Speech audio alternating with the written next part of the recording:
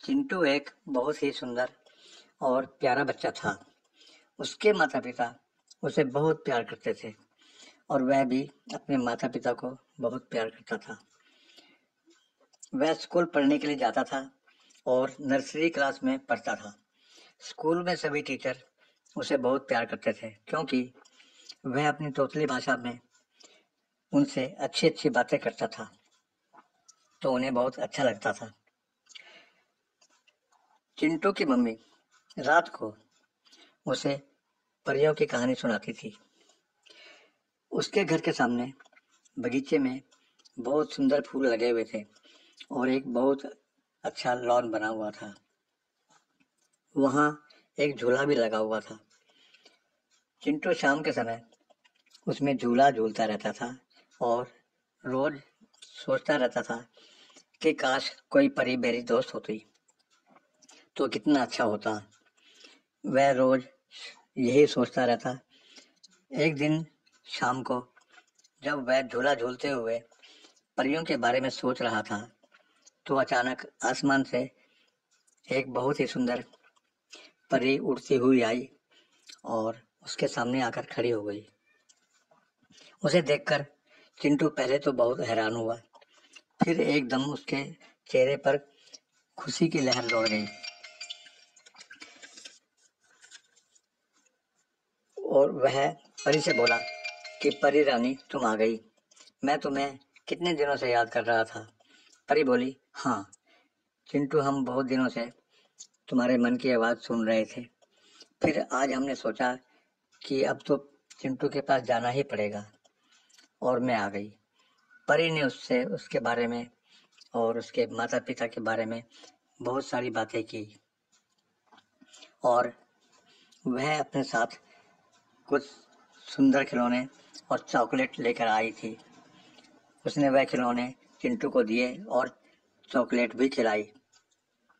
फिर उसके साथ खेलने लगी और लगभग 1 घंटा खेलने के बाद परी बोली कि अब मेरा वापस जाने का समय हो गया है, अब मुझे जाना है। तो चिंटू ने कहा कि अभी मत जाओ। तो परी बोली, हमारे नियम के अनुसार हमें रात होने से पहले अपने परिलोक में जाना ही होता है। और उसने चिंटू को कहा कि मुझे ये खिलौने वापस ले जाने हैं। तो चिंटू उदास हो गया।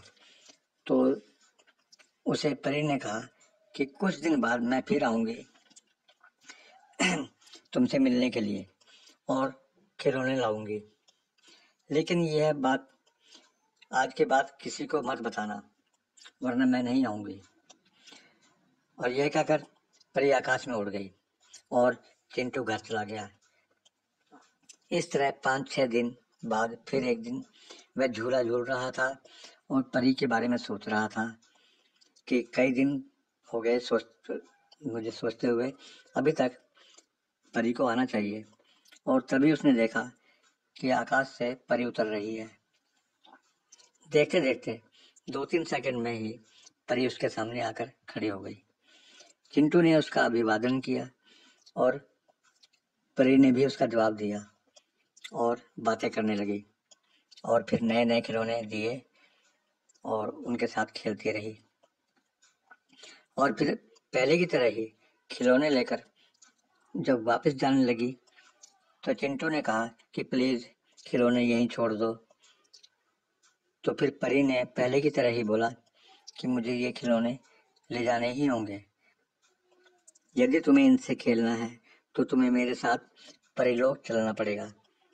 चिंटू ने कहा कि ठीक है, मैं तुम्हारे साथ चलता हूँ। तब परी ने कहा ठीक है फिर, और परी नीचे बैठ गई और अपना दायां हाथ की हथेली उसके आगे धरती पर टिका दी और चिंटू से कहा कि इस पर अपना एक पैर रख दो।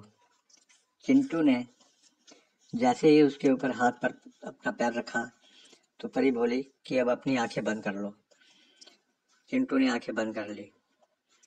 फिर परी उसको लेकर हवा में उड़ने लगी और कुछ ही मिनट में परी अपने परिलोक पहुंच गई और चिंटू को आंखें खोलने के लिए बोला। चिंटू ने आंखें खोल दी।